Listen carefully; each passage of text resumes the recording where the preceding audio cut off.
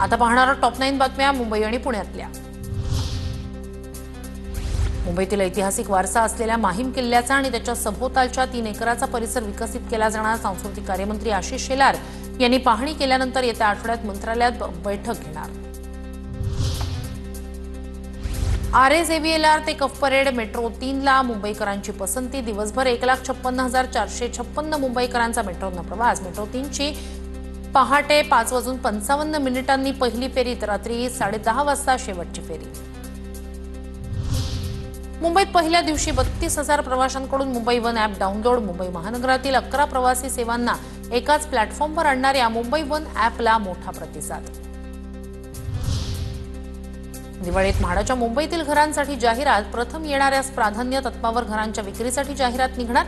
ताडदेवमधील उच्च उत्पन्न गटातील 7 कोटी रुपयाच्या घरासह तुंगा पवई आणि इतर ठिकाणच्या विक्री वाचून रिक्त असलेल्या जवळपास 200 घरांचा समावेश। एल्फिस्टन पूल बाधितांना महिन्याभरात घराच्या चाव्या मिळणार। म्हाडा MMRDA कडे घर सुपूर्द करणार। दादर, प्रभादेवी, वडाळा, लोअर परळ भागातील म्हाडाच्या 83 घरांची रहिवाशांच्या पुनर्वसनासाठी निवड।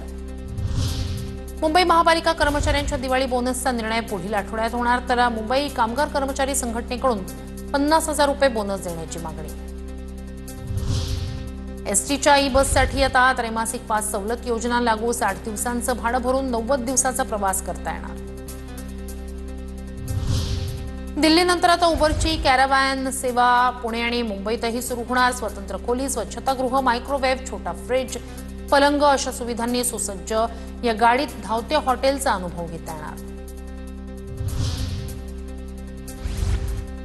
पुण्यातील रिंग रोड प्रकल्पासाठी फेरनिविदा जाहीर करण्याचा निर्णय। रिंग रोडचा खर्च काही प्रमाणात यामुळे कमी होण्याची शक्यता। तर राष्ट्रीय महामार्ग प्राधिकरणाकडून 31 किलोमीटरचा हा रस्ता महाराष्ट्र राज्य रस्ते विकास महामंडळाकडे वर्ग।